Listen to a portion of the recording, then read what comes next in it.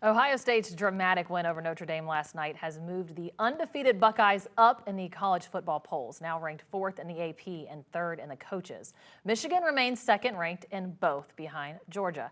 And as Mark Kuntz tells us, for OSU, a statement win after the Buckeyes felt disrespected.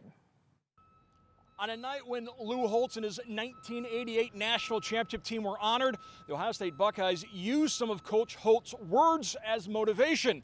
You see, earlier this week, Holtz called Ohio State soft and said they couldn't play a physical game against Notre Dame. Well, Ryan Day took that personally, and the game-winning drive was the fulfillment of Ryan Day's toughness.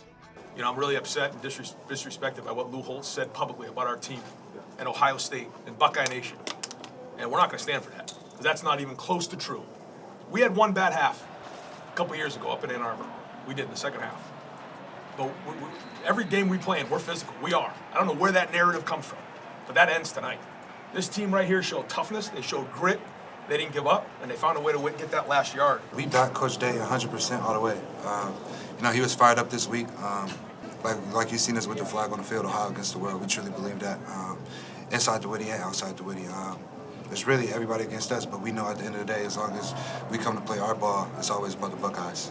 You know, when you see people taking shots at your family like that, you know, it didn't sit right with guys, and you know, I'm just happy that we came out here and proved ourselves right. A lot of people make a lot of comments that don't watch film. Put the film on and watch what goes on.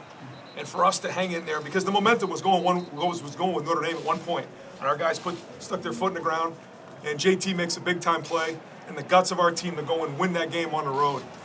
You're going to tell me this team's not physical, not tough? You're wrong. Marvin Harrison Jr., who sprained his ankle on the Travion Henderson touchdown run, finished with just 3 catches for 32 yards.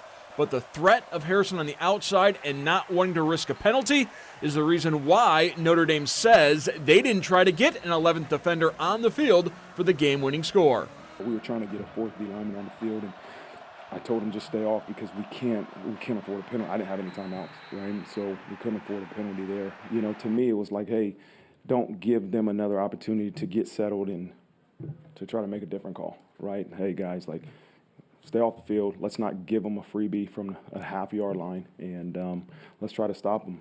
You know, and I thought maybe they would do the same thing they did the snap before. They didn't. They ended up running the ball. McCord is the first to admit he needs to be better, but after going 10 for 13 for 155 yards and 9 conversions on 3rd downs, he also answered some critics. Hell yeah, there was answers to them. Kyle's a dog. Kyle's a dog, and Kyle knows, like, the whole team rallies around him. Like, that's my guy. Like, we got him. The bottom line is he competed and won a game like this, and that's the start. My job is to get the ball in the hands of the playmakers and, you know, let them do special things, and that's exactly what it was. It wasn't perfect by any means, but at the end of the day, we found a way to make it work, and you know, that's all that matters. In South Bend, Mark Kuntz, BCSN.